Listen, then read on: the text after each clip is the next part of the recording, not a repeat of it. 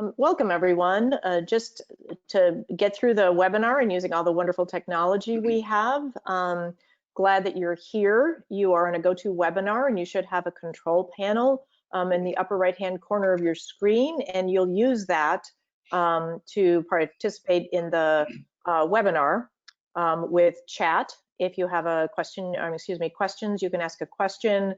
We do have the agenda in the handout section in that control box. And we'll be posting the slides there afterwards. There's also this webinar will be recorded and we will post that on the Mayor's Caucus website. We'll do a follow-up survey and ask you to tell us how we did. There will be engagement using the Mentimeter platform. So if you wanted to, as we're getting started, open up another window, or maybe better on a smart device, to be prepared to go to menti.com, and we will have some dialogue questions. Kevin? Good afternoon, everyone. My name is Kevin Burns. I'm the mayor of Geneva, Illinois, and it's my pleasure to welcome you to today's first in a series of webinars. I want to begin by thanking some of our trusted partners and friends who have helped bring us to this point and will certainly be partnering with us as we advance. First of all, a thanks to the International Urban Cooperation, a program of the European Union, the Global Covenant of Mayors for Climate and Energy, the National Oceanic and Atmospheric Administration U.S. Climate Resilience Toolkit, and of course our friends at the Chicago Metropolitan Agency on Planning. We're here today to talk about the urgency of regional climate planning. And I have the pleasure of representing not only the city of Geneva, but also the Metropolitan Mayors Caucus Environment and Energy Committee, which is a group of 131 communities and multiple counties representing nearly 6 million people who have signed on through resolution and pledging to be part of the Greenest Region Compact of municipalities and counties throughout Northern Illinois. We are working together to advance sustainable efforts in our communities and throughout the region. And I am proud to say that we are the largest volunteer sustainable cooperative in the United States. Our goal throughout these mitigation workshops is to present in October a climate action plan for the Chicago metropolitan region, only one of 4 regions in the United States. So with that, I'd like to begin the webinar and turn it over to my friends, Edith Macra from the Metropolitan Mayors Caucus, and my friend Jared from the Chicago Metropolitan Agency on Planning, and we will begin. Thanks, everyone.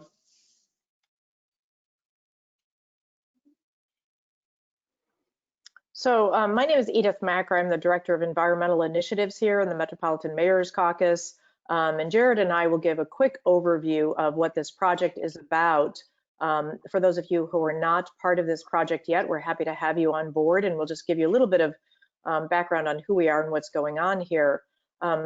First off, the Metropolitan Mayors Caucus represents virtually the same region that CMAP does, the Chicago Metro region. And we have, as Mayor Burns mentioned, this collaborative right now it's 131 local governments that have signed on to our Greenest Region Compact.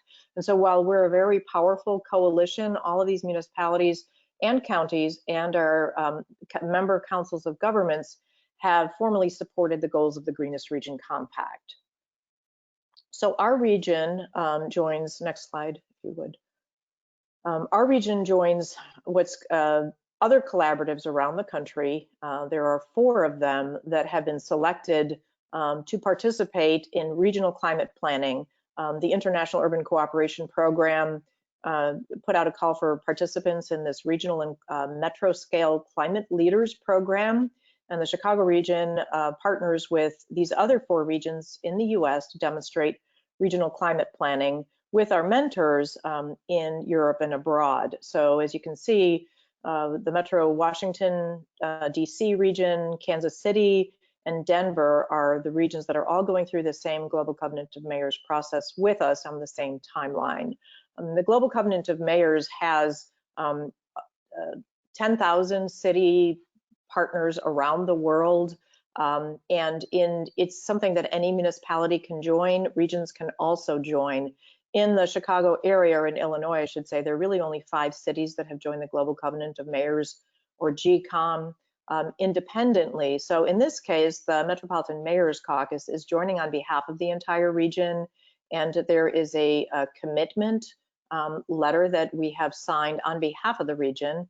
If you would advance the slide, you'll see that it requires, so that all of us are on the same page and taking sensible, measurable climate action, we are all required to formally commit to taking these actions, including assessing where we're at for greenhouse gas emissions, assessing where we're at for climate risks and vulnerabilities, reducing our greenhouse gas emissions through mitigation activities, and then formally adopting a climate action plan. So the part that these are the steps, and it's been a brisk year, but we've done quite a bit. Fortunately, building both on what CMAP has done and what the Mayor's Caucus has done, we have done quite a bit of work on greenhouse gas. Actually, CMAP did the work on greenhouse gas inventorying, and we've done some work to model and predict the types of reduction targets that we need and what happens if we don't reduce through mitigation activities. We are building on the Greenest Region Compact to inform our mitigation actions, and this workshop is the second. We had an in-person workshop in October, which I hope many of you were at, to strategize on our mitigation activities. We're working currently on our climate risk and vulnerability assessment with assistance from Borough Happel, the partner that's brought to us through the GCOM partnership. And then the step that we're on right now is this adaptation workshop. So part of our moving forward in terms of adaptation activities, we need your input and thinking to come up with a truly collaborative adaptation section of our plan and come up with sensible strategies. So that by October, through October, we will have a climate action plan that is comprehensive and includes the adaptation steps. And then on an ongoing basis, we will be doing what all the other cities and regions are around the world in the Global Covenant of Mayors, using a common reporting platform to report our actions and progress. All right, thanks for getting us started, Edith. From here, I'm going to provide a quick overview of where this project has been so far so that we're all on the same page as we start this series of webinars to really get into the nuts and bolts of adaptation. As Edith mentioned, the first step in this process was to complete a regional greenhouse gas emissions inventory. And fortunately, due to the On to 2050 development process, we already had one, which was conducted in 2018 for the year 2015. That's what you're seeing on your screen right now, is the higher level outcomes of that study. And the first thing that jumps out to us is that we have 3 sectors which are responsible for about a quarter of our region's emissions each. Those 3 are residential buildings, commercial and institutional buildings, and on-road transportation, which includes both private vehicles like cars and trucks, and also public vehicles like ambulances and city buses. Our 4th largest sector is manufacturing and industry, which accounts for roughly 17% of our region's emissions. That's another really big piece of the pie. And then after that, we have several smaller sections, which are each 4% or less. Before I move on, though, I do want to highlight railways because that's only 1% of our region's emissions. And that's pretty impressive because we're a national hub for both freight and passenger rail. And we have 2 really high capacity commuter rail systems. This next slide shows the change that our region experienced between 2010 and 2015. And during that period, we saw a 7% overall reduction in emissions and an 8.5% per capita reductions, which is important because it shows we're not just getting better overall, but we're getting better per person.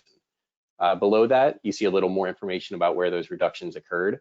Waste saw by far the largest percent reduction of any of our sectors, and it was actually a 50% reduction, which is impressive. That was due mostly to methane capture at landfills, which wasn't very common in 2010, but is ubiquitous today. It is worth noting, though, that that's low-hanging fruit that can only be picked once. So it'll be hard to sustain those kind of reductions year after year going forward. On the building side, we saw an 8% reduction of emissions during that 5-year period, and that was mostly from having a cleaner electric grid. So we are burning less coal and using more natural gas, wind, and solar. On the transportation side, we saw things stay more or less the same. There was actually a small increase, about 1% increase, and that was due to both vehicles driving on the road and to off-road emissions such as construction and mining equipment. The final step in the inventory process was to produce some really basic business as usual projections that relied on per capita emissions levels and CMAP population forecasts, which projects a slight increase in population between now and 2050. These three scenarios are useful for getting a qualitative idea of where we're likely to be headed without a dramatic change. The first scenario assumes that our 2015 per capita emissions levels stay the same through 2050. That results in a small increase. Our second scenario assumes the same 8.5% decrease in per capita emissions that we saw between 2010 and 2015 every 5 years through 2050. And the third scenario assumes a reduction of double that rate. I think the most useful part of this graph, though, is the dotted line on the bottom, which shows where we would need to be to hit that 80% reduction target to limit temperature increases to 2 degrees Celsius. And none of these scenarios get there. So it does a good job of illustrating the size of the challenge that we have ahead of us. So once we had conducted all of this research, we kicked off our outreach with a mitigation planning workshop, which Edith mentioned. I'm sure many of the people on the call today were also here for that workshop. There were about 80 attendees, and we started by introducing the project and then transitioning to an interactive workshop where we took a deep dive into the GRC and talked about what worked, what didn't work, and where it could be improved. And those recommendations will help inform the final recommendations of this planning process. In the months since that workshop, we continued to have these smaller workshops at more targeted locations using Mayors Caucus and CMAP events, as well as some professional events as well, and eventually transitioned to in-person and virtual outreach to academic groups, advocacy organizations, and other policymakers to hear what was important to them and how they could use this tool. Finally, the last stage of outreach is this webinar series that we're in right now. So we're hoping to use this as an opportunity to share what we've done so far, but we also really want to hear from you. So throughout these webinars, you'll be given opportunities to respond to specific questions using the minty.com website, which Edith mentioned previously. So we're not done with our outreach. We're not done with our research. We don't have all the answers, but I think it is helpful to provide a quick overview of what we've heard so far. And the first and most important thing we've heard is that there's really strong support for the project, both among advocates who are usually working in this space and among policymakers and elected officials who are a little newer to the conversation, but really want to make change. So looking at some more specific areas where we're starting to see a consensus for what the recommendations in this plan might entail. We're hearing that a lot of our recommendations could focus on process-based solutions, finding out why some of these strategies haven't been implemented at the local level and figuring out how we can address those challenges. So some examples might be data analysis or providing data tools. That's something that some municipal organizations or local organizations might struggle with, but larger regional bodies might have more expertise. Also, regional coordination and cooperation with events like SoulSmart and EV-ready communities is a great opportunity for us to scale up our impacts, to find what communities can be doing and then encourage others to do it, learning from best practices. So for this slide, I'm gonna hand it over to Edith for just a second to provide a little more insight as to how our recommendations could be structured. Right, so this is just a reminder that this is rooted in the Greenest Region Compact because we have so many municipalities who understand this and support it, but it ties to regional objectives. So one of the common goals in the Greenest Region Compact is energy efficiency for public facilities. And we found that so many communities are able and willing to take that step. We've, through the energy efficiency program that we participated in with the utilities, there were 283 local governments that already did that. There's much more to do, of course, but the CO2 savings are very significant. So annual savings of 76.5 million pounds per year of CO2. And then just a reminder that this ties to our biggest source of emissions in the region, according to the greenhouse gas inventory, that this is where we really need to focus. And so while the Greenest Region Compact has less of a robust development in terms of the adaptation activities, we're still looking at regional adaptation targets and then local actions. So just a reminder that we're trying to make these connections in this plan. All right, so that catches us up more or less to where we are today. We're transitioning away from some of those mitigation conversations, though they're still very, front and center in our minds, and we're refocusing on these adaptation tasks. So the beginning of this adaptation process started with a comprehensive review of everything that CMAP had done in the past, because we've done a lot of work and we're not trying to reinvent the wheel. On your screen right now, you see a few of the relevant strategy papers that we've created. And I encourage you, if you're interested, please go to our website and find these documents. They're really great resources for stormwater, for natural resources, food policy, energy policy. They're really great. But we also recognize that CMAP is not the only game in town. So we also took a look to see what our local and national partners were doing.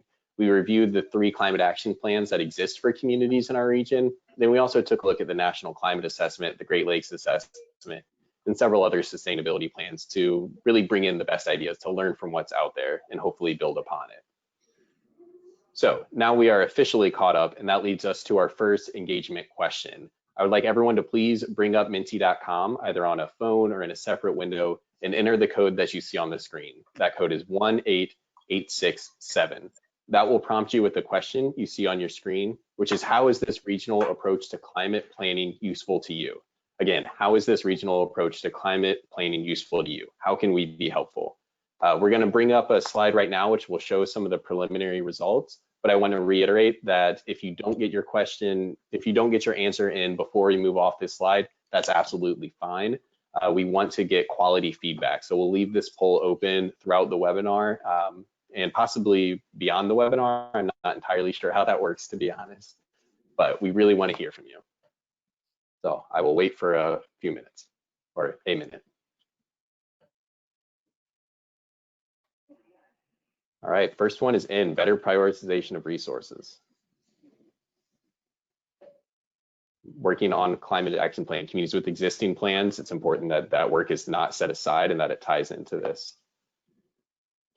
This is great, keep the responses coming, strengthen numbers. We completely agree. When we have a unified voice, we can really pull in more resources than we could otherwise do. Coordinating local efforts, that's something we've heard a lot. Framework to house the people involved across the region in these efforts. This is all really great. All right, please keep the responses coming. We will keep monitoring this. It will definitely be included in the process. We will print all of this out, include it later. But with that, I'm going to pass it back to Mayor Burns to introduce our next 2 speakers. Thank you, Jared, and thank you all for responding to that first inquiry. It's fantastic to see all the comments. It's now my pleasure to introduce you to our next 2 presenters. Our first is Ned Gardner. He's the engagement manager for the U.S. Climate Resilience Toolkit, a clearinghouse for federal adaptation resources. Ned is a spatial analyst, ecosystem scientist, data visualizer, and science communicator dedicated to helping people understand and apply global change information for better decisions. By aiding and documenting the process of adaptation, Ned is at the forefront of defining how our nation adapts to a changing climate system. And also presenting is Mr. Jim Fox, a senior resilience analyst for NEMAC and Fernleaf, a public-private partnership between an applied research center at the University of North Carolina, Asheville, which he has led for 15 years, and a private company specializing in community resilience solutions. He has worked with Ned to create the Climate Resilience Toolkit and Steps to Resilience, and has worked with many municipalities and regions to build their climate resilience plans. So ladies and gentlemen, our friends, Ned Gardner and Jim Fox. Thanks very much, Kevin. This is Ned. Jim, who you'll hear from in a few minutes, and I have been working together off and on for about 15 years on climate resilience. But in 2012, we formalized our work relationship when David Herring and the NOAA Climate Program Office developed the U.S. Climate Resilience Toolkit, which brings together federal resources that are relevant to climate adaptation. And we've been working together more intently since then. We've been teaching communities around the country about how to progress from understanding the climate system to addressing real hazards that affect you, people, natural resources, infrastructure, and any asset or resource or service that governments and businesses or individuals even are responsible for managing.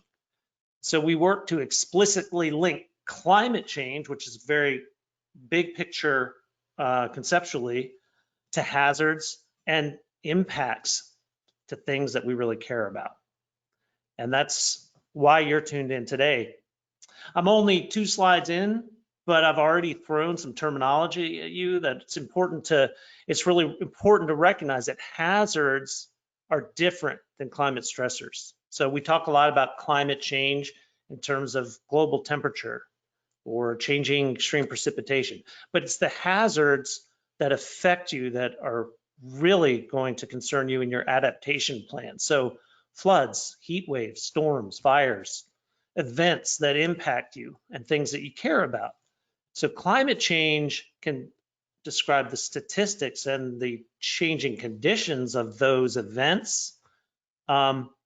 And that probability change becomes really important in assessing risk, as you'll learn about as I keep talking and in the next several webinars. When we talk about resilience, we're concerned with responding and recovering from hazards. So I'll take a few more minutes now to make sure we hammer out this definition a little bit. So I like to use graphs.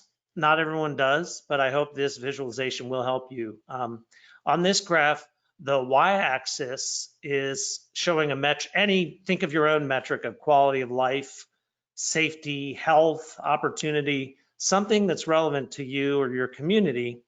And on the x-axis, we're seeing here time. So moving through time, what's depicted here is the status quo, where quality of life is nominal, is remaining in a normal range.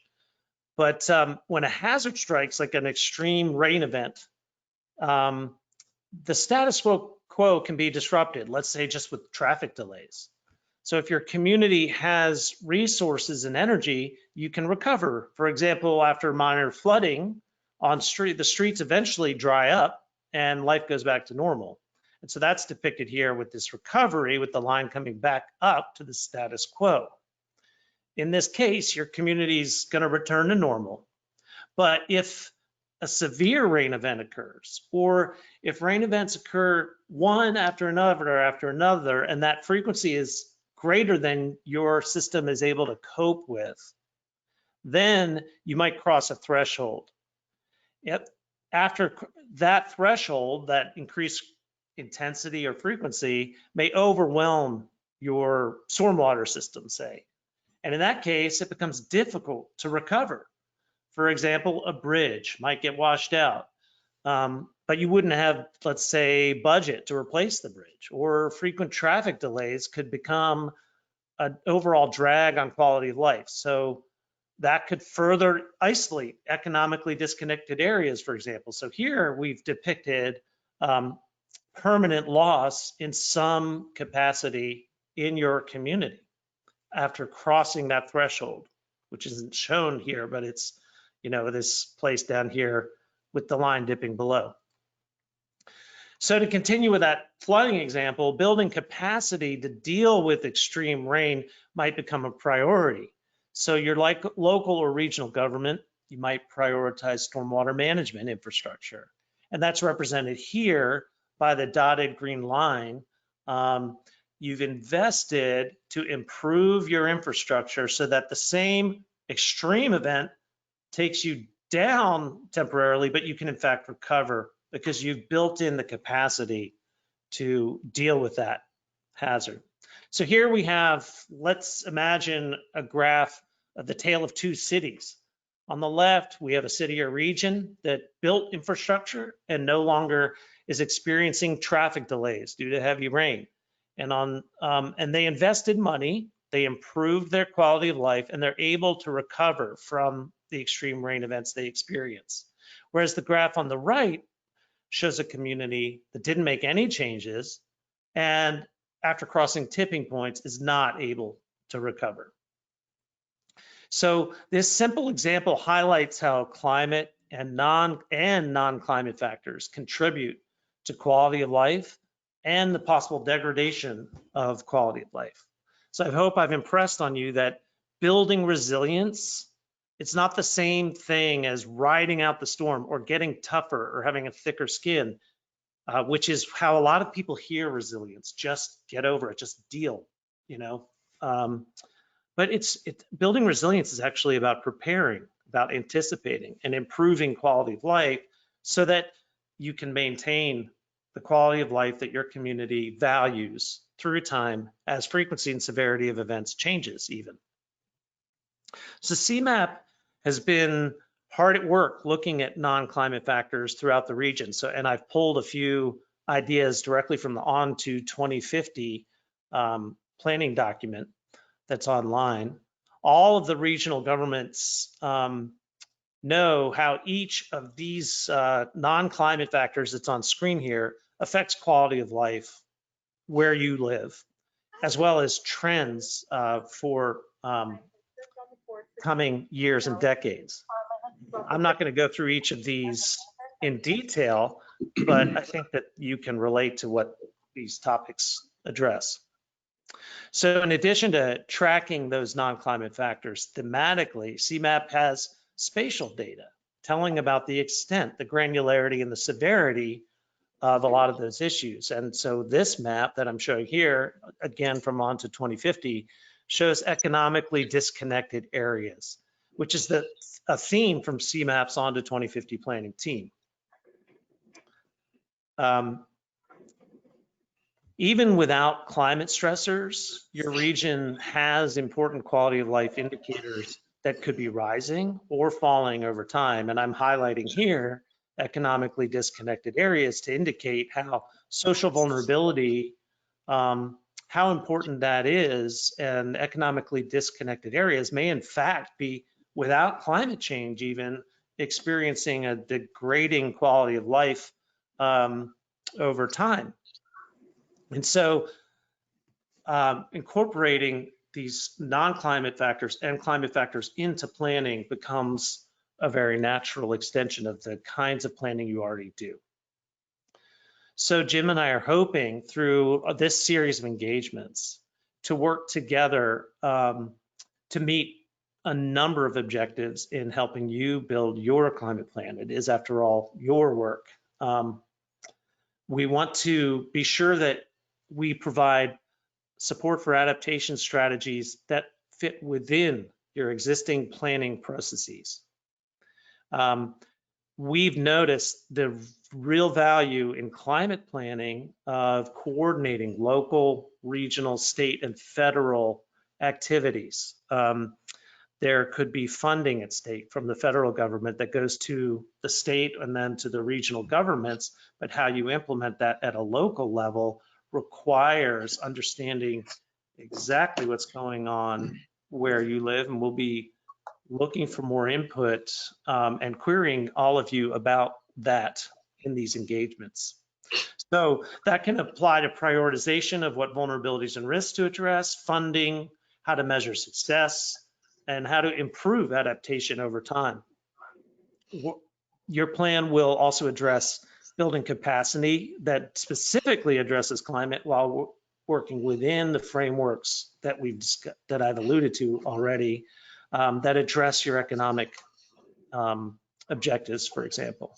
And so overall, this is a way to enhance governance. The climate adaptation planning is not meant to be a new layer, it's meant to enhance what you do. So I may have already saturated your brain's desire to absorb terminology, but please do remember this. The Climate Resilience Toolkit team uses this framework. It's got 5 components to incorporate climate risk into decision making. We call it the steps to resilience, and it's really not complicated, but it allows us to specifically address the ways that climate changes the risk profile of decisions that you already make using processes that you use. So we're not at all going to replace your decision-making process, but instead augment the way you think about some of the decisions you're facing. So the first step in the steps to resilience is to understand how climate variability and change could adversely affect assets and people where you live. And in this step, building a team is the critical component that requires quite a lot of time and effort. But getting on the same page with stakeholders and decision makers, as this audience knows, really determines how well you analyze a problem, and how effective your decision will be in the end. So some critical stakeholders in this Chicago region climate adaptation plan include climate scientists and climate service providers who can translate climate science for you to use. And in your region, you have some world-renowned experts in climate science who evaluate regional, national, and global climate science and solutions, and you'll be hearing from them next week. The climate service providers are also in your region, and we look forward to brokering conversations with those folks over time as well. The State of Illinois Office of the State Climatologist is a very important resource. This is a briefing sheet they've assembled with some high-level points taken from the National Climate Assessment Team that's here in Asheville, North Carolina, where Jim and I also live. And in that assessment, you'll notice several key themes: observed increases in annual temperature, observed increases in spring temperature, and observed increases in spring and summer precipitation, as well as projected winter and spring precipitation increases that models suggest are coming due to a warm climate system. And both past observations as well as models of the future suggest a higher risk of flooding and drought in the future. Today, we're not going to go into a lot of depth about the climate system. In next week's webinar, we'll go into this in a bit more. But today, as a group, we're going to connect these climate data sets and observations and projections to specific hazards and assets so that we can define impacts that we're concerned about. That's what we want you to start thinking about right now. And in a moment, I'm going to ask you to share your thoughts about impacts. So during this first of the steps to resilience, exploring hazards, we're working to evaluate stressors and hazards at an appropriate scale. You may hear about the climate system, read about it at a global level or a national level. And in this Chicago Action Plan, we're going to focus on your region or your municipality even. So everyone on this webinar plays an important role in that evaluation of hazards, because what you're concerned with may differ from your neighbor or the region as a whole. And so over time, Jim and I are encouraging you to use spatial data to assess risk, as well as opportunities to increase your resilience. We've built a tool called the Climate Explorer that you can use to evaluate observed and predicted changes in climate stressors at a county level. You can find this tool on the front page of the U.S. Climate Resilience Toolkit. I'm not going to take time now to take us through it, but I'm showing here projected changes in the number of days in a year that exceed 95 degrees Fahrenheit using downscale climate models. And again, you'll hear more about these topics next week. So now we'll go back to Mentimeter, and I'll encourage you to share what impacts you are concerned about. Oops, I need to, okay, I've just created a bit of a blunder on screen, so give me a moment, please. That was unintentional.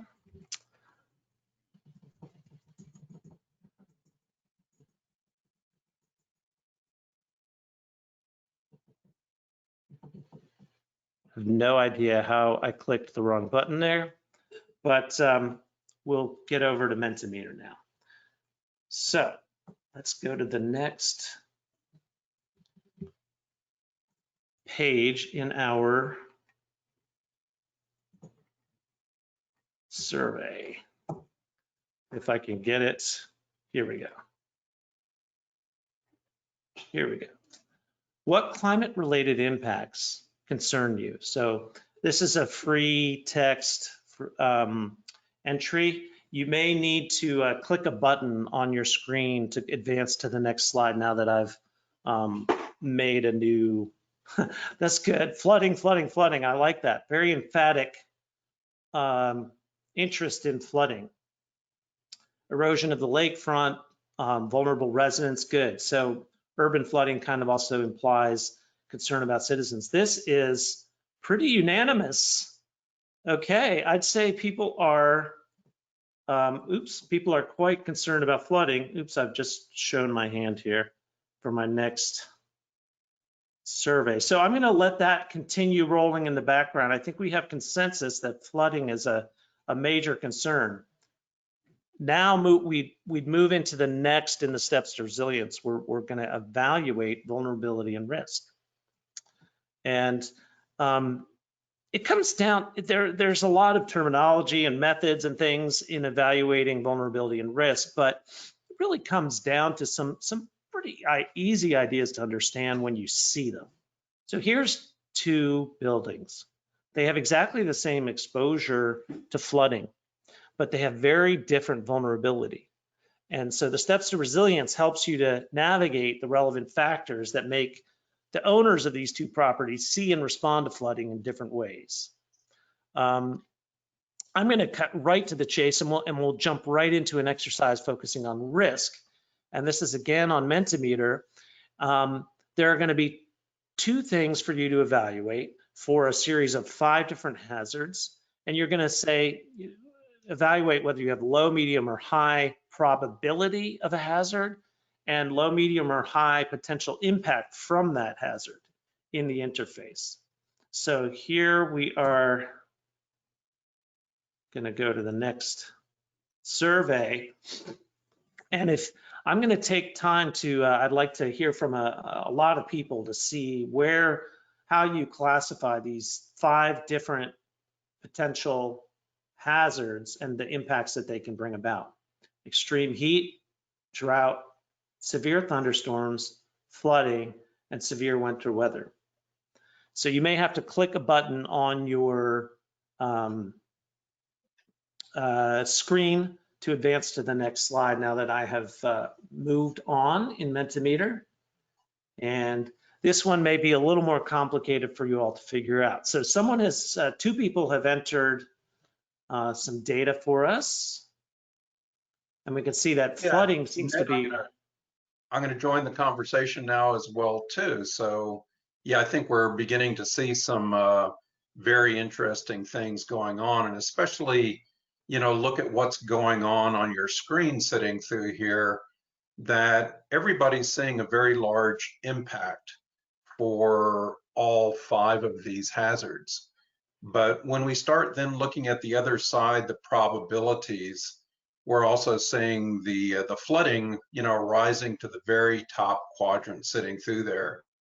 So I imagine in Chicago, you're experiencing some of the same things we have here in Western North Carolina here recently, of a lot of this flooding due to these heavy precipitation events. And I think you're probably also experiencing in Chicago that that's an increasing risk. In other words, the probability is increasing. We're experiencing more of these day to day.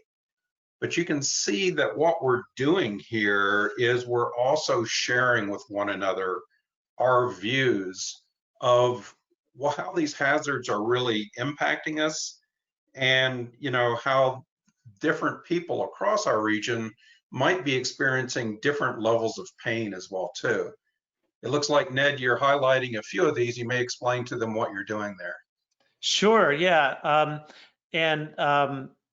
So here I'm highlighting extreme heat. We know we'll talk more about flooding as we continue these webinars, but you can see here by hovering over this extreme heat dot, we see there's a range of opinion around potential impacts from moderate to severe and probability from moderate to high. And so that's what's represented by all these dots. Although there is, importantly, one community for whom extreme heat is just not a big deal.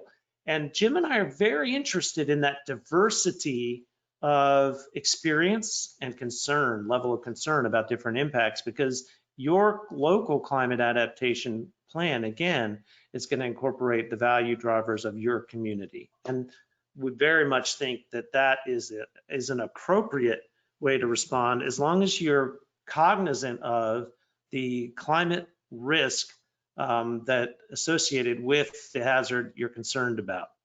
Jim, is there anything more you want to say about this before we jump back to the presentation and I hand things over to you? I think the one thing I want everybody to notice is if you look at that very top quadrant, you'll notice that 1 and 4 are in that top quadrant, and that's extreme heat and flooding.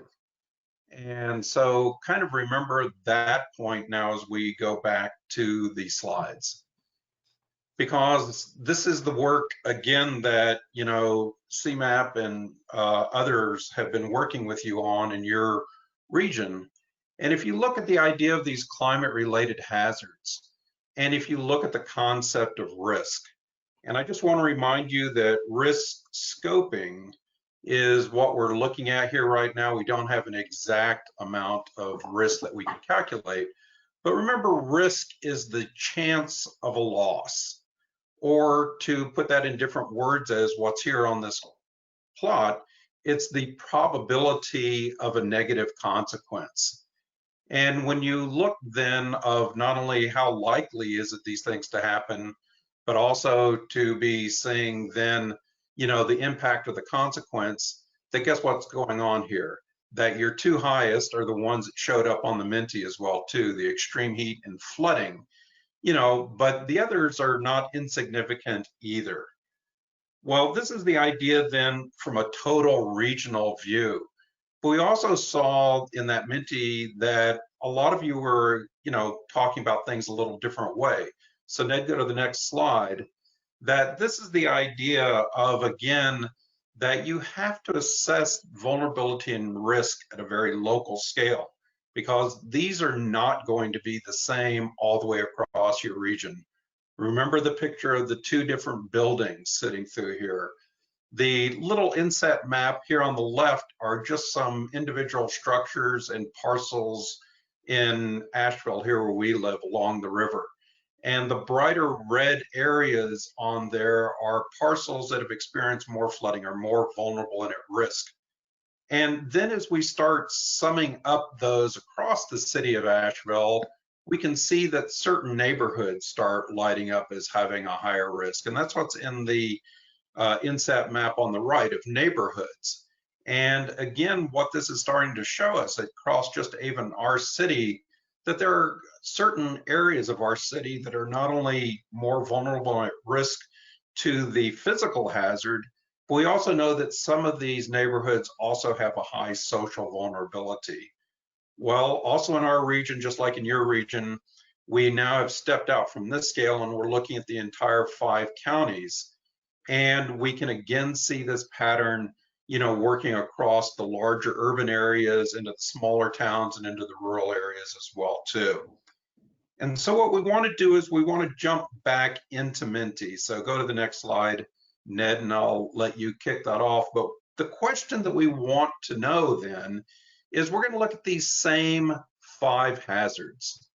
And what we want to know is, from your perspective, can you tell us, you know, how those hazards, you know, might have the most impact on things you care about in your city or neighborhood? You know, which one of these are impacting either maybe your home or your business or your child's school or a road that connects you one to another? So hop back into Minty and let's go ahead and play the game once again. Now you can see that you've got the ability to vote with 100 points total. As you start assigning points for any one of these hazards, it starts counting down from 100. Ah, great. So we can already see now as people are starting to vote that we've got our old friend of flooding right here at the top for some of these initial votes. But you see what's happening, and as you vote, continue to watch this screen as well too, because, you know, it's not like flooding is the only issue. And also that realize that for some of your neighbors, some of these issues are going to become much more important to them than maybe the pain point that you're experiencing as well too. And this is the importance then of bringing together all of you regionally to be having this conversation. because as we start looking at this idea of impacts and risk, that regionally, some of you are going to feel pain from different points. And even though flooding and extreme heat still seem to be at the top, there are significant votes that are coming in for the rest of these hazards as well too. So the mistake that we do not want to make is put all of our eggs in one basket and only be coming up with solutions to what appears to be the larger problem, that we realize that all of these are going to have an impact for us. Okay, Ned, let's hop back out of Minty then into the slides. And I'll keep the voting open so people can enter their own ideas. We would like to hear from everybody. So about half of people had entered their entries before we left Mentimeter. I'll leave it open. Okay, great. Thanks, Ned.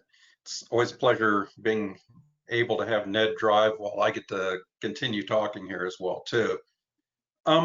Well, you know, we're moving ahead with the steps to resilience, and you can see that we've really been addressing the problem to this point. But a resilience plan really talks about moving from the problem to the solution, that a successful resilience plan is going to be looking at taking action. But as we move out of step 2, the big question we have to ask ourselves is, can you accept the risk that climate presents to your community's people and infrastructure? And if not, and you remember those curves that Ned showed you from the very first of, you know, are you willing to cross a critical tipping point, or do you want to invest to be able to keep bouncing back rapidly? And that's what starts happening then here in step 3. So Ned, advance to the next slide, please. That there are some key things that we are going to want to keep in mind. There's 3 main themes that as we start developing options linked to these impacts that we want to consider. And this is why we would like you to keep coming back week after week. As Ned said, next week we're going to be talking about, you know, the climate stressors and how they are reacting to these hazards. The 3rd week we're going to be looking at the vulnerability and risk. But the 4th week, we're really going to be diving into these options and then prioritizing those options. The 3 big things that we want to be looking at is, first of all, this concept of loss avoidance, that idea of being able to invest now to raise your quality of lifeline so that when the hazard occurs, you don't fall as far and you can bounce back more rapidly. The second major theme that we're going to be wanting to look at is thinking about the regional options, you know, and the regional options are often linked to 3 kind of key questions.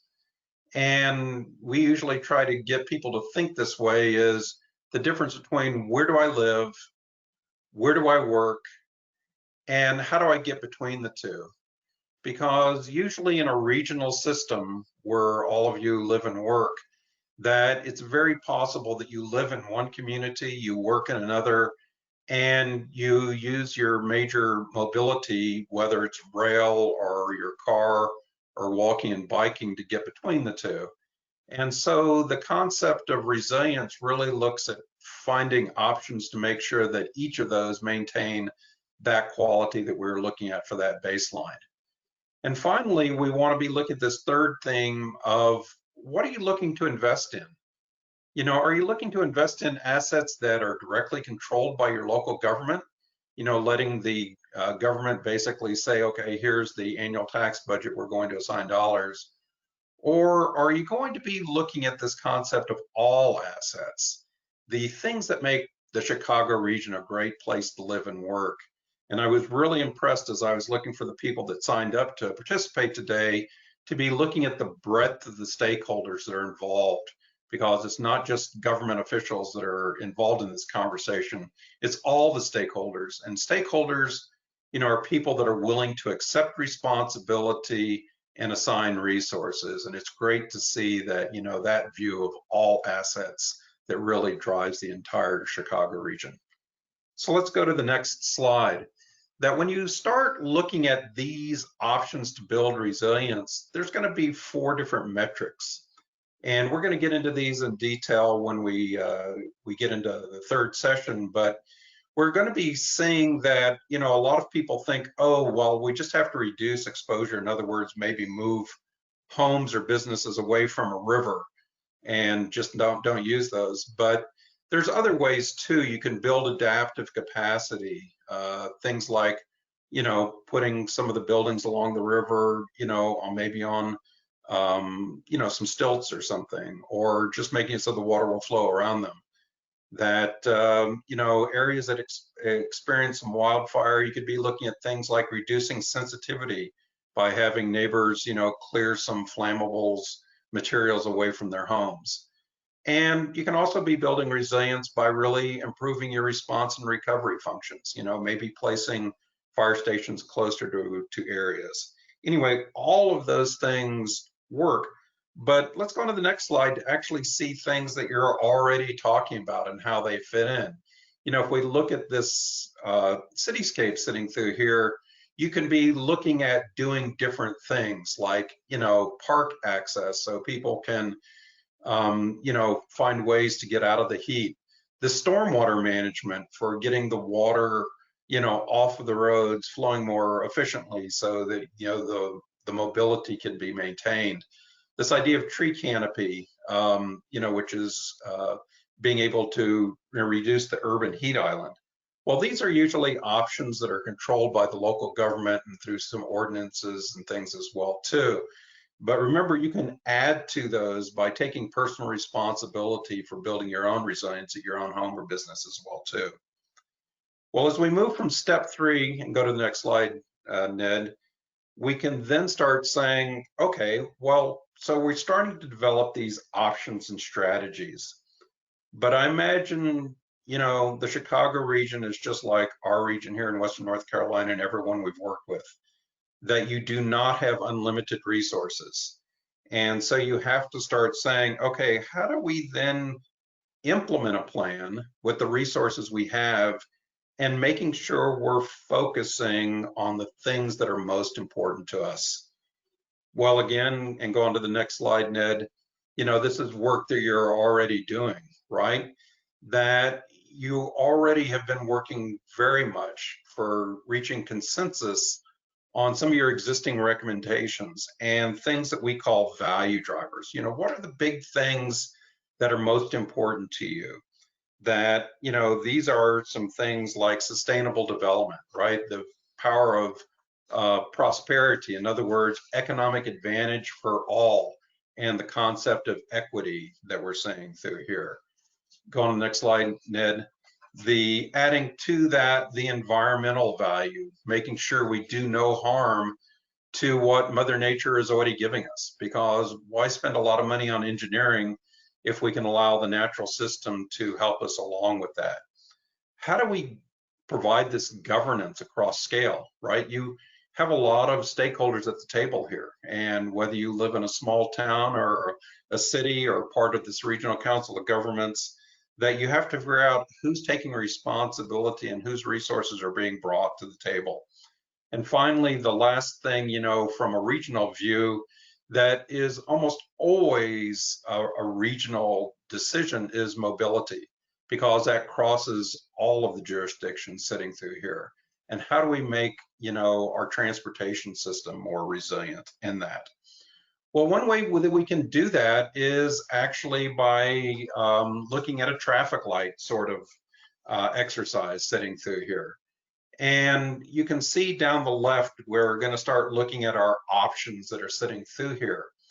And across the top are these different columns that, you know, go ahead and meet or match those value drivers that we just talked about. You know, the first column is, you know, increasing the climate resilience. But we know that there's these other things, community and prosperity, the environment, governance and finance. And if we look at a traffic light exercise, that we can start saying, well, yes, this option builds resilience from a climate perspective, but it might be very hard to implement due to our current state of budget, or maybe even, you know, the way that our policies are arranged. However, what you're going to be looking for are these options that have no red lights, or things that we can change for maybe a, yellow light to a green light. You can see that the bottom row is, if we take two of these options together, maybe we can turn all of those lights green and go ahead and implement that. And that's what we're going to be doing in the fourth session. So Ned, go on to the next slide. Well, remember, where we're going with all of this is to get to step 5, because that's really what resilience is all about. We do the rest of these steps so that we can go ahead and take action. And as we do that, we know that sometimes things that we think are going to work might not be the ultimate solution that we're looking for. And so we have to monitor those and share our wins and the lessons that we've learned and iterate and keep doing that work together. So as we go to the next slide, I'm going to be passing this back to Ned for this sum up conversation. But we realize that decision making, might be informed by climate, but we also know that governments within the Chicago region will not make decisions based on a changing climate alone. That, we have to be looking at other hazards, other stressors, and really looking across these sectors and scales and bringing all stakeholders. We had this discussion about our decisions are really going to be driven by values. These things we just talked about, our sense of value about our community and equity, and how those are attached to things we care about, people and our infrastructure. And I think then with that last point, I'm going to leave that one to you, Ned, and let you start talking again. Great. So there's an emerging understanding among decision science researchers that focusing on predicting the future and making the best possible decision isn't always the most efficient way to actually make robust decisions. That in fact, we can analyze a range of scenarios and prepare for any eventuality and make the decision that preserves the most options and optimizes your budgeting.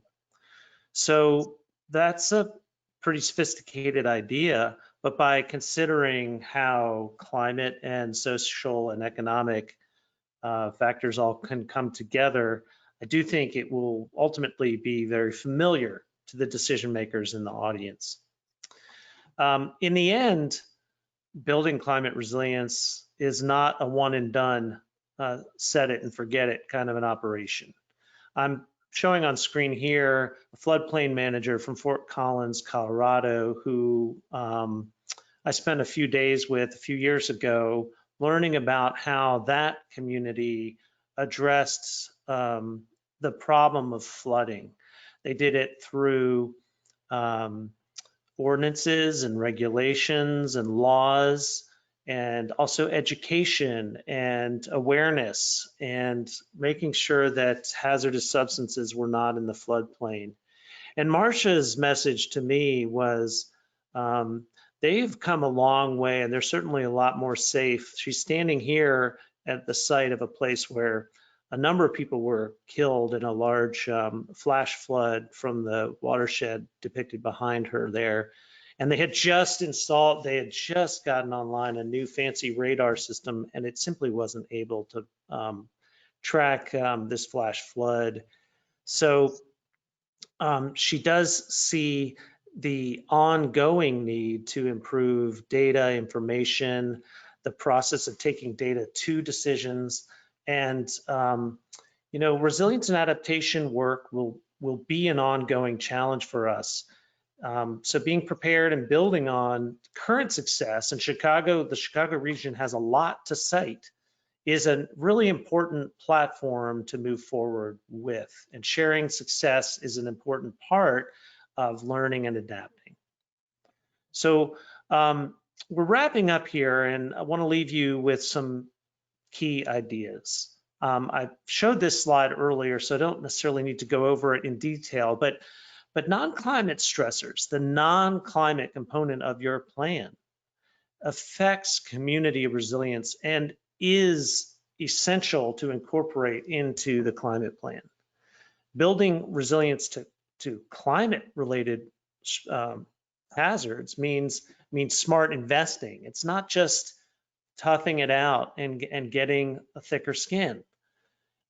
Jim has worked a lot in the southeastern United States on regional governance around developing climate solutions, and we'll be bringing those ideas into the discussion in the next several webinars.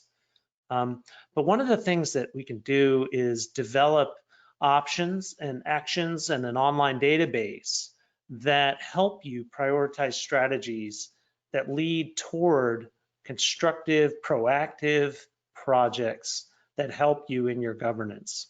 And ultimately, where this is all going is to help you make better decisions and make better investments. With that, I'll encourage people to put their questions in the questions panel onto the side, and I'll turn things back over to Jared to take us home.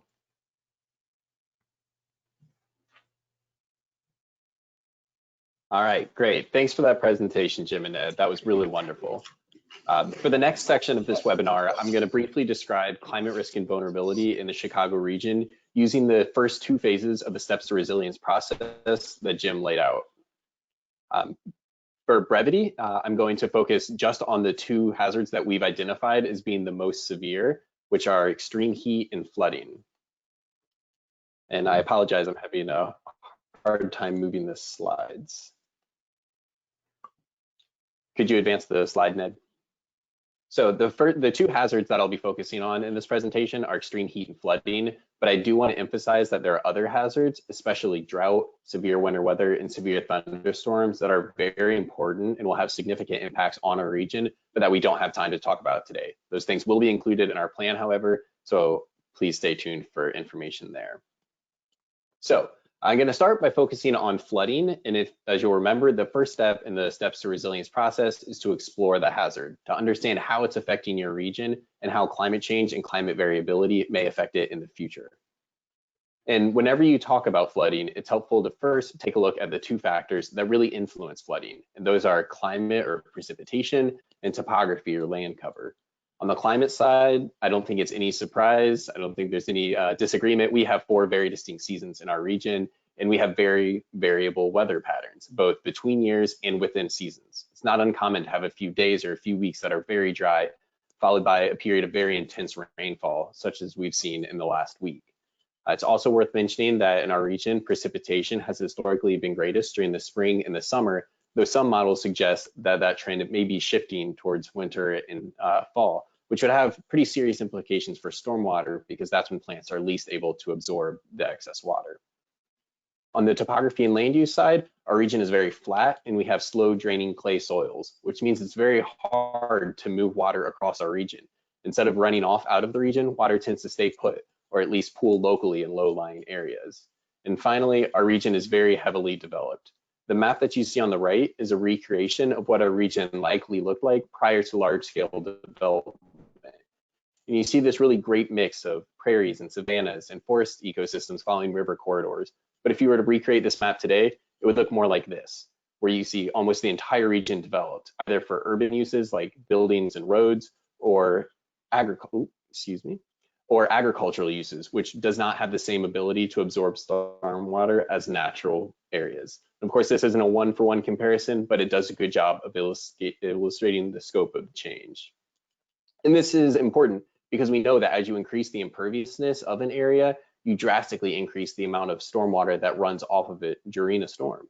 In a natural state, you might see just 10% of the water that falls in an area leaving that area. But when you hit that 75% threshold and continue beyond that, which many places in our region have hit, you see more than half of the water running off. And all of that water has to go somewhere. Often, it goes to our rivers and streams and produces dramatic floods like the one seen here. I'm sorry, there's a small lat here. So when we think about flooding, this is often what we picture, a river that's dramatically overflown its banks and inundated the surrounding region. But it's important to note that that's usually not what flooding looks like in our region. Instead, far more common is urban flooding, when water pools in low-lying areas like basements, roadways, and parking lots. And this picture feels particularly relevant today because that's what CMAP's office looks like right now. Our offices in the Sears Tower have flooded and we don't have access to our servers. So that's why some of these maps are screenshots. I apologize for that. And the final point that I want to make in this section about the hazard is to look at climate projections. And I include this at the end for two reasons. First, to highlight that everything I've spoken about so far is something we're already experiencing. It's here today. It has nothing to do with climate projections. So it really illustrates how important it is for us to focus on this issue. The second reason I include it is to show that it's going to be even more of a problem in the future. I won't speak too much to the climate science here because that will be the focus of our webinar next Friday, but it's sufficient to say that most of our models show precipitation will increase during the years to come, and that increase will not be experienced evenly throughout the year, and instead will be focused more in just a few number of very large storms. And that brings us to the second stage of the steps to resilience, which is to assess our vulnerability and our risks. And to start this discussion, I want to go back to that picture of the riverine flood, because as I said previously, this is how people have traditionally thought about flooding. And as a result, this is how our policies around flooding have taken shape. We have a really good idea of how flooding occurs near rivers. We have good models to show what will happen when a certain size storm hits. Often our maps are out of date, but it's not a technical challenge. And that's just not the case for urban flooding. There are a number of variables that aren't very well understood that lead to urban flooding, and it's difficult to predict where those floods will occur. During our Onto 2050 development process, CMAP sought to fill in this gap and try to better understand where urban flooding was likely to occur. And our strategy for doing that was to create what we call the Urban Flood Susceptibility Index. This tool uses a variety of data sets, including topography, soils, land cover, historical development patterns, and reported flood damages to try to identify areas that are more likely to experience a flood during heavy rain events. This isn't a predictive tool. It shouldn't be used for regulatory purposes, but it can be a good way to get a better understanding of where you might want to focus your stormwater interventions in your community. The map on the right shows this index at the regional scale, but I want to emphasize that you can download the entire data set, reclip it to your jurisdiction, and rescale to identify local hotspots that might not stand out when you look at this very large regional scale. The second point that I want to make about vulnerability is that communities that are most affected by flood events often have the least capacity to adapt to those events. So the map on the right is showing two separate things. First, the colors are showing historic flood, are showing where flooding has occurred in the past. Specifically, it's showing claims made for the individual assistance program following an emergency disaster declaration. That's the dark blue. Secondly, it's showing what we call economically disconnected areas, which Ned mentioned in his previous conversation. Those are census tracts that have high rates of poverty and high rates of minority or low English speaking residents. These are indicators that are often used to find places that might have higher levels of social vulnerability. And we find a very clear overlap between these two factors, vulnerability and exposure. And this is just one example, but it's something that we saw time and time again when producing these maps. Now I want to shift gears and go to the extreme heat side, which we've shown as being a second variable second hazard that's very important to our region, and which we saw in the Mentimeter activity as well.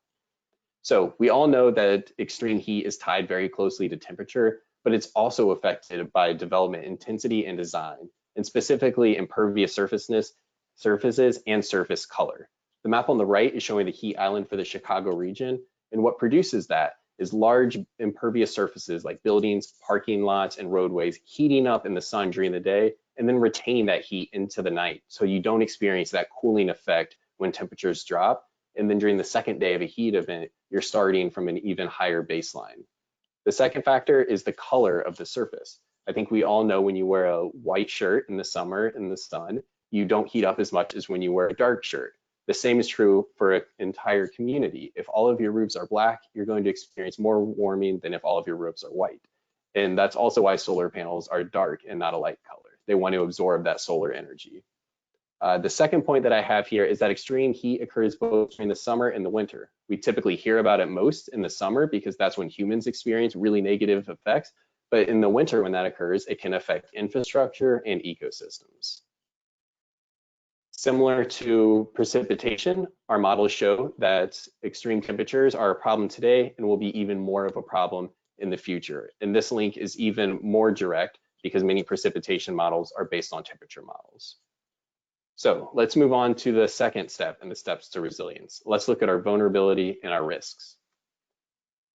In terms of infrastructure, we know we have a great deal of vulnerability to extreme heat. In the summer months, extreme heat can cause roadways and rails to buckle and crack under the stress, and that interrupts our transportation system. In the winter, extreme heat causes our temperature to fluctuate between just above freezing and just below freezing, leading to freeze-thaw events that cause potholes. And that's important to highlight, not just because the inconveniences and the problems it causes for our transportation system, but also because it increases the cost of maintaining those systems, which reduces the money we have available for other priorities. Second, quality of life is really impacted by extreme heat. This often doesn't get as much attention because it seems more trivial, but if it's above 90 or 100 degrees for weeks at a time, you can't go out with your friends, you can't go to the park, support local businesses, or enjoy the other things that make us love living in Chicagoland. And finally, health impacts. This is something that is not an abstract concept in our region. On the right side of the screen here, I have the front page of the Chicago Sun-Times during the 1995 heat wave that eventually killed more than 700 people. These events are bad and they get a lot of attention, and I don't want to undermine that at all. But I do want to also stress that aside from these acute events, we also know that elevated temperatures and extreme heat can lead to chronic health conditions due to increased ozone and long-term heat stress that aggravates other underlying medical conditions. And with that, I'm going to pass it back to Mayor Burns to introduce our next speaker. Jared, thank you very much. And let me also thank our friends, Jim Fox and Ned Gardner, for their presentation as well. Folks, coming up next is a good friend of mine, a good friend of the Metropolitan Mayors Caucus, a good friend of CMAP, and a good friend of the Greenest Region Compact. He is the president of the beautiful village of Deer Park. President Dale Sands, is both a mayor and a climate adaptation expert. He is co-chairman of ARISE, a committee of the United Nations Office of Disaster and Risk Reduction. He has a professional experience in both public and private sector resiliency. He earned his BS from Central Michigan University, and I believe his MBA and MS from Michigan University. He is serving his 8th and final year as the president of Deer Park. Please welcome President Dale Sands. Thank you. Thank you, Kevin. Thank you. Make sure I've got there. Yes, good afternoon. Thank you to our speakers and also the attendees on a Friday of a long weekend. Where is Deer Park? It's a northwest suburb. We're located in Lake Cook and Cook County. We have about a population of around 4,500 people in 4 square miles. And we've added about 1,000 people in the last 2 years to our community. In terms of ARISE, just a brief introduction there. ARISE is a private sector advisory group to the United Nations. I've worked with the UN Disaster Risk Reduction Office for about 10 years now, and I co-chair a private sector advisory group that has done a lot of pro bono work in disaster risk reduction. I want to go from a global to a local. Yes, here we go, global to local. The Sendai Framework was one of 3 very important initiatives in 2015. The framework was issued in March, followed by the Sustainable Development Goals, followed by the Paris Climate Agreement. All 3 of these major initiatives are interrelated. The Sendai Agreement is a voluntary agreement that 187 countries accepted.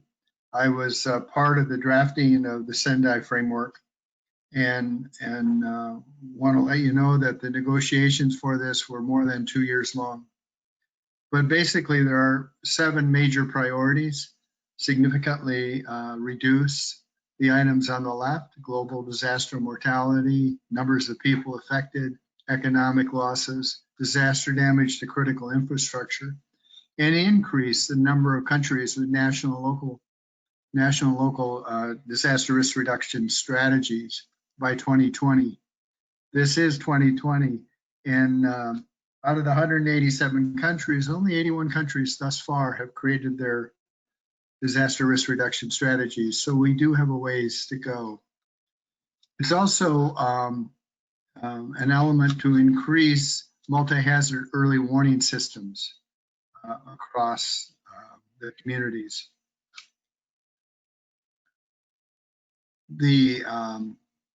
Let's go to the next slide if I could, please.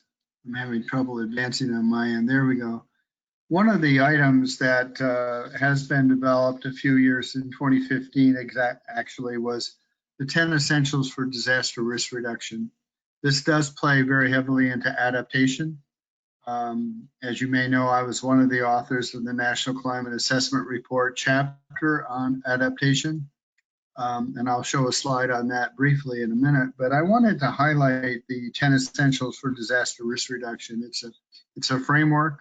Should there be an 11th? Well, maybe, but these 10 do create a good framework, starting with organize for disaster resilience, identify, understand, and use the current and future risk scenarios, strengthen financial capacity, pursue resilient urban design, safeguard natural buffers, strengthen institutional capacity, understand and strengthen capacity for resilience, and so on. Now, Arise, I mentioned, is a group of about 1,000 companies worldwide, including over 20 networks around the world that are in country. We have a US network, we have a network in Canada, also a network in Mexico. And Arise created a series of tools for use built around these 10 essentials for disaster risk reduction. One is something I was very involved in, the Disaster Resiliency Scorecard for cities. First issued in 2014, revised and reissued in 2017. It's a tool to really assess where are you in the continuum of improving your resilience. Because to be sustainable, you have to be resilient and vice versa. But the scorecard has been used by hundreds of cities around the world. It's available at no cost. If you'd like a copy, we certainly can get you a copy from let Edith know. There also was, we created an 11th essential, if you will, in 2018, and this was a public health addendum, which was contemplating pandemics, among other things that could occur. And we just recently did a WebEx on the public health addendum scorecard, which is only 24 assessments, so it's fairly brief. But we had over 1,100 people attend the WebEx representing 121 countries. That again, the public health addendum is readily available. It's a tool to be used, not to compare city A to city B, but like the scorecard, a tool. Thirdly, a small business assessment tool. Often small businesses are left behind in a resilient or in an extreme weather event. The small business assessment tool was piloted in New Orleans with 208 small businesses. I interviewed several of those businesses using this tool. And then lastly, and most recently, we developed and issued a commercial industrial building scorecard. These large buildings that may be multiple use are small cities in and of themselves. They may have a population that need additional help and assistance in the disaster. They could be people that are living there in the building, could be people that are working in the building. But this commercial industrial building scorecard has got two pieces, one an executive summary with 33 assessments, and then a more granular assessment tool with over 100. So these are 4 tools that Arise has developed that have been used around the world, which I think can be very useful for our communities in the Chicagoland as well. Next slide, please.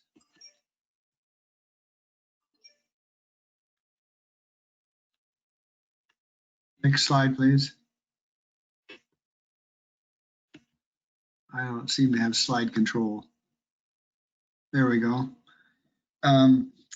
As mentioned, there really are stages in the adaptation process, starting with awareness. I think, going to assessment, the planning, implementation, and monitoring evaluation phase. This is an illustration that was in the National Climate Assessment Report, Chapter 28, Adaptation. And it shows that we are definitely making progress in implementation, with now some activities in the implementation phase that we were not at in 2014. But the reality is that adaptation actions are increasing, but the climate change impacts are outpacing our planning and our implementation. Still, we're chasing to catch up. Adaptation entails risk management, and we certainly are beginning to get track record now and showing cases where proactive adaptation can be very solid investments and prevent losses. And lastly, new approaches can further reduce risk. The Rockefeller RC100 program certainly was a catalyst for a lot of cities in the world to create resiliency plans. But I think there's still a lot more that needs to be done. Next slide, please.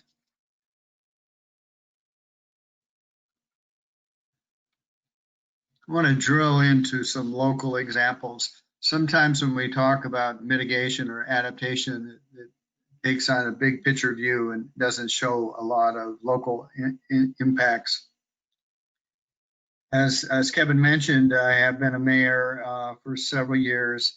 Our community first assessed our emergency response coverage. Where do we have sirens? Where do we have gaps? What kind of emergency response capability did we have in our village? We then assessed flooding to be a major threat for us and developed a 5-year stormwater management plan. And that management plan was dovetailed with our infrastructure program, where if we were going to be resurfacing the street, we would address the culverts, maybe put in a concrete culvert, perhaps of an increased size. But we did the drainage improvements with the street improvement program. It wasn't an afterthought to address drainage. It was part and parcel of the road program. We've resurfaced about 90% of our streets in our village in the last 10 years. We've made a lot of progress on drainage improvement by coupling it with the street resurfacing program. Let me also say that in developing a 5-year stormwater management plan, it's been tested. We're in our 3rd year of a 5-year plan. Deer Park this last week had almost 6 inches of rain in a relatively short time period.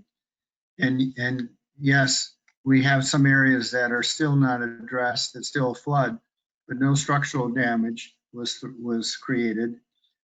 We have made progress, and we funded this through a referendum where we went to our residents and asked them to approve a 1/4 cent sales tax increase that would be wholly dedicated to infrastructure improvements, specifically drainage.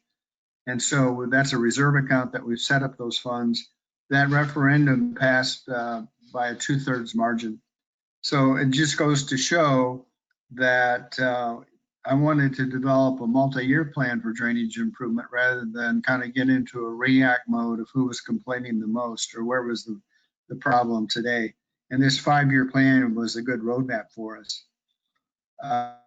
And so the sales tax increase really created the funding for the stormwater improvement program, which ended up getting us the Village of the Year for Lake County for that program.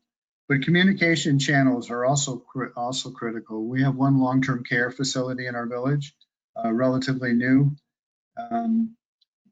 Certainly, we're cognizant of the vulnerable populations there and have emergency plans in place and rehearsed. We also have 140 businesses in Deer Park. And one of the things that we have stressed and is important to stress, building on the New Orleans experience that I did with a small business assessment where 80% of the businesses in New Orleans were destroyed, never to be recovered after Katrina. Resiliency plans for businesses in the community can be very important. Also locally, we applied and got grants to put in standby generators for our office, which could be an evacuation center as well. So the point is that there are many different ways that we can implement adaptation actions at the local level. that we can do this with our current programs often, whether it be flood management, tree removal. We removed over 300 trees in the public right-of-way that represented threats to evacuation. But you need to have a plan and you need to have a vision on how you're going to implement and prove the benefits of this. So I think I'll wrap up at this point, and thank you for the opportunity to go from global to local in a 10-minute time frame. Thank you very much, Dale. Back to you. Welcome. I believe our friend Jared, you might have something to, with respect to the audience survey. Sure, I can chime in here, though I believe Ned is operating it. Oh, forgive me, Ned. I'm sorry, my fault. Hi, everybody. So we, at this time, are approaching the end of our webinar, and we have really valued hearing from you. At this time, it would be really useful to see a representation of what you're concerned about in your community from a climate adaptation perspective. So this is free form and can incorporate the way you conceive of the issues.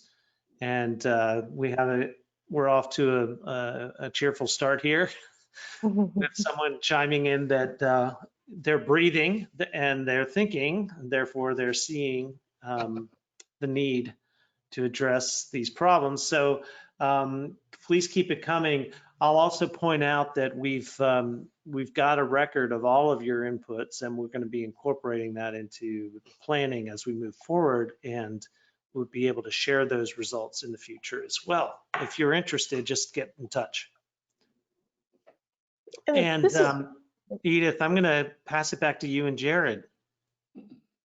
Yeah, and this is Edith coming back on the line. Just wanted to let you know that you can also ask. We covered a lot of material, and if you are interested, beyond the Mentimeter chat, which I just have to say is very cool, we do have a question box. So if you have something specifically you'd like to ask any of the speakers, we welcome your questions, dialogue that way as well.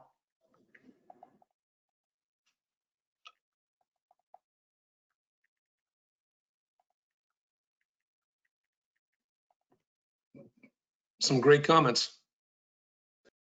Yeah, they're certainly motivating me.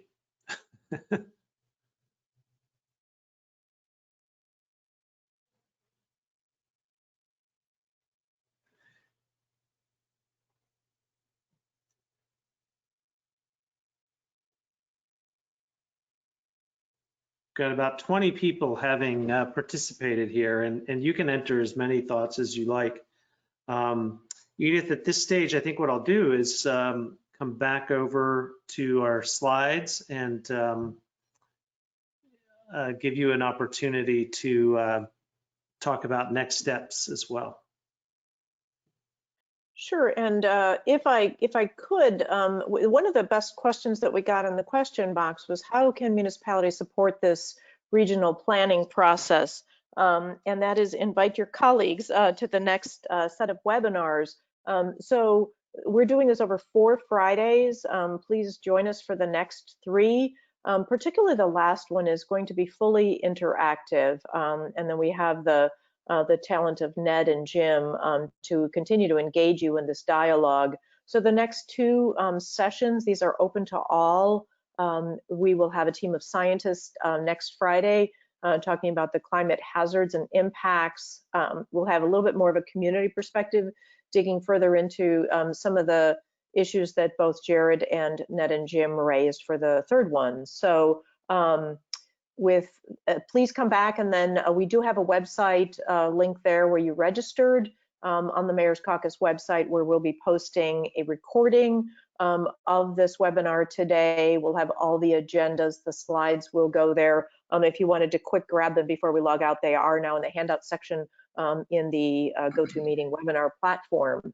But Mayor Burns, you want to close for us? And I do, and I'm going to close it with great brevity, if you will. It's at 2:30. We promised to have you adjourned by 2:30.